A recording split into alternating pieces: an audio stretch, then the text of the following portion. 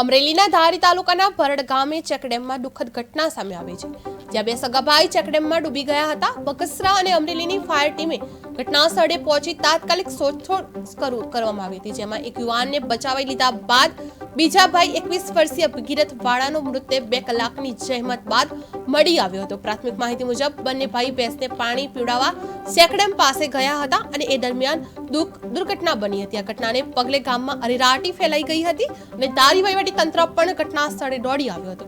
મૃતકની dead body PM માટે ધારી સરકારી દવાખાને ખસેડવામાં આવી છે અને વધુ તપાસ હાથ ધરવામાં આવી છે. અને તમારો હોદ્દો અને રોજ જ્યાં ચેક ડેમમાં જે ઘટના બની છે એ વિશે શું કહેશો? મારું ગામ ભરડ આંબડી જૂથ ગ્રામ પંચાયત સરપંચ. પછી મને ઘરેથી ખબર પડી, ફોન આવ્યો એટલે મારા ડેમમાં ભગીરથભાઈ અનકભાઈ વાળા ધારીના રહેવાસી માલ પાવા આવ્યા હતા. 2 ભાઈઓ, એથી મોટા ભાઈ આશુતોષભાઈ મને સમાચાર મળ્યા એટલે હું સીધો એને ડેમે આવ્યો. પછી બધી ટીમને મેં બોલાવી, બધી ટીમ આવી ગઈ. અમરેલીથી ફાયર આવી ગયા, બધા સાહેબો આવી ગયા, મામદાર સાહેબ આવી ગયા અને પછી એને બધા ફાયરવાળા બધા ડેડ પીડી કાઢી લીધી બારી મળી ગઈ છે બધાને.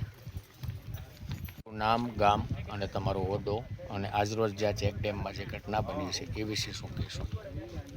મારું ગામ ભરડ આંબડી જૂથ ગ્રામ પંચાયત સરપંચ. પછી મને ઘરેથી ખબર પડી, ફોન આવ્યો એટલે મારા ડેમમાં ભગીરથભાઈ અનકભાઈ વાળા ધારીના રહેવાસી માલ પાવા આવ્યા હતા. 2 ભાઈઓ, એથી મોટા ભાઈ આશુતોષભાઈ મને સમાચાર મળ્યા એટલે હું સીધો એને ડેમે આવ્યો.